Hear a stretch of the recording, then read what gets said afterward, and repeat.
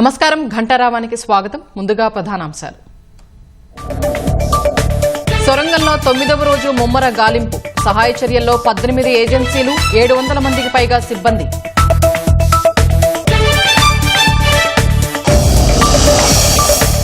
గుంటూరులో ట్రాఫిక్ కష్టాలు తీర్చేలా అడుగులు. త్వరలో శంకర్ విలాస్ పైవంతెన పనులు ప్రారంభం.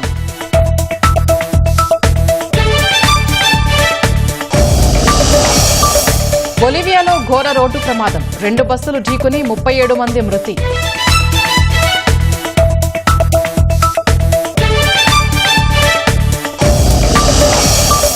గాజాలో కాల్పుల విరమణ పొడిగింపునకు ఇజ్రాయెల్ అంగీకారం. రంజాన్ నేపథ్యంలో అమెరికా సూచన మేరకు నిర్ణయం.